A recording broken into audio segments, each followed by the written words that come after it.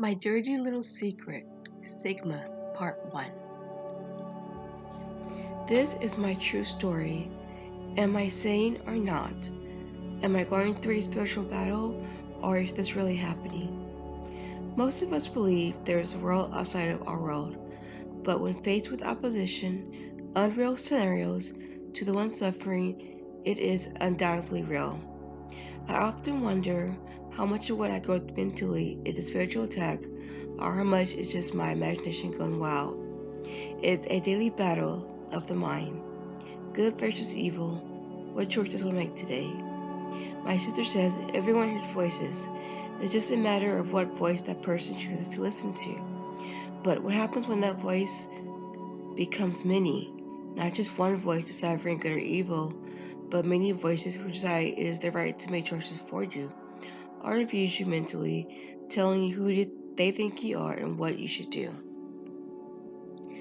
One Monday morning, I woke up to one voice that became many. Then I started to hallucinate. I would cry out to the Father, God, Jesus of Nazareth. I asked, why is this my cup? Haven't I been faithful? I also know that this too shall pass. But then, at the end of the day, I know that this is my cup for me to share my story, so that I might help someone else make it through, so that someone will see there is light at the end of the tunnel, and that there is a way out. You just have to believe. With the help of my family, friends, and to the one who gets all the glory, my God. Do I feel I need to be in a mental institution? Sometimes when I'm going through an episode, yes, to take the burden off my family.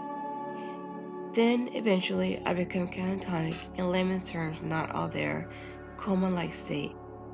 It is hard for my family to see me like that. So when the realization of this becomes clear, I start to cry. Even though I'm going through the madness, it's hard to remember things. At the age of 31 and sitting in the ER because I just had an anxiety attack that masqueraded as a heart attack due to schizoaffective disorder, I know that something is clearly wrong. When you have schizoaffective disorder, it is hard. There's no sense of time.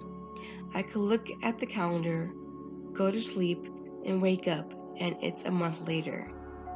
It consumes every aspect of your life, so needless to say, you will not have one. Living with a mental illness does not affect just the person diagnosed, but also the people in their life. It is stressful. Living with a relative who has schizoaffective disorder. Every day is different. When you never know what to expect. So monitoring is always key, and taking medication is key, but finding the right medication is the most important factor. It is best to remember finding the right medication takes time, because what works for one person may not necessarily work for someone else. In my case, it took 7 years.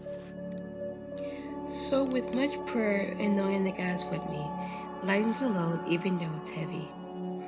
Nobody ever said the grieving process would be easy. So that's when it happened for the second time. My aunt died that night. I start crying in my bed.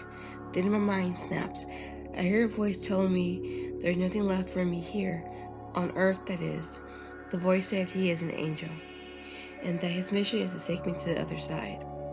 So as a Christian, I know the other side is real, but that was a lie. Who wants to see large insects, demons, good or bad angels, asking you to pick a side? I'm only human. I don't know what happens when we die.